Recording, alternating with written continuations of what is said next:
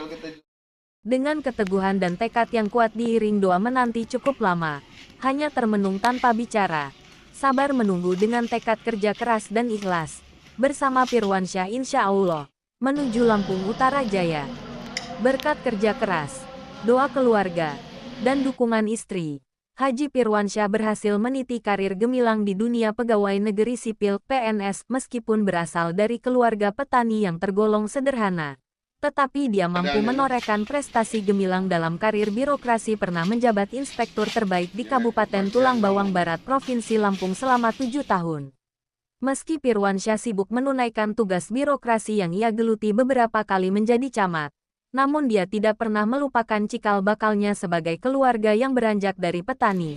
Oleh karena itu meski beliau sudah menjadi PNS, namun tidak menyurutkan hasrat jiwa petaninya.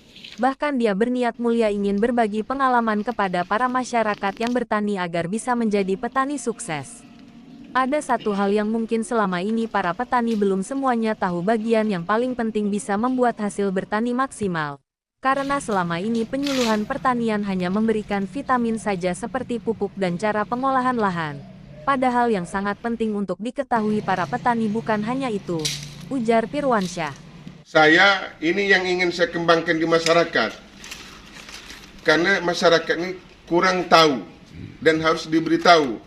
Karena saya lihat, saya amati, para penyuluh lapangan itu selalu memberikan obat kepada para petani, memberikan vitamin. Tetapi petani tidak tahu sakit apa tanah ini. Maka saya selama ini secara pribadi bekerja sama dengan PT Gersik. Saya melakukan uji tanah. Berapa pH tanah, berapa tingkat keasaman tanah, baru melakukan satu pemupukan.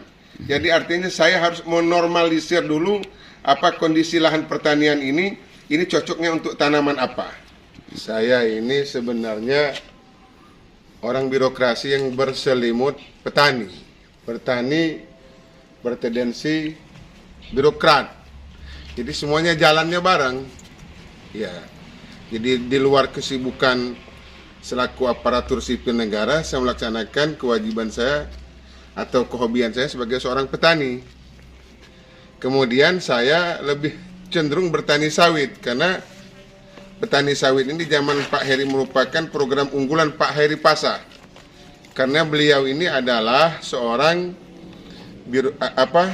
dosen, kemudian berpolitik, dosen ekonomi, dapat menerangkan kepada halayak ramai, kepada masyarakat, bahwa salah satu solusi dari bertani adalah menanam sawit yang dapat ditanam di pekarangan rumah, dan beliau membagikan bibit secara gratis. Kemudian kita terinspirasi dari itu, kita kembangkan. Jadi sekarang saya bertani sawit sejak tahun 98 sampai dengan hari ini saya berkebun sawit dan karet. Yang ada di depan rumah saya ini adalah pengangguran saya setelah saya pulang-pulang pesta, pulang-pulang dari tempat saudara-saudara hajatan, saya melakukan penyemaian bibit sawit. Kalau ada masyarakat yang membutuhkan, artinya ada, kalau dia keluarga kita kasih secara cuma-cuma, tapi tidak dalam jumlah yang banyak untuk ditanam di pekarangan, 10-15 batang. Tapi kalau ada yang ingin membeli, kita ada penyemaian di kebun dengan harga yang murah. Ini dari keluaran PT Sriwijaya. Harga per polongnya di Palembang itu 11.500.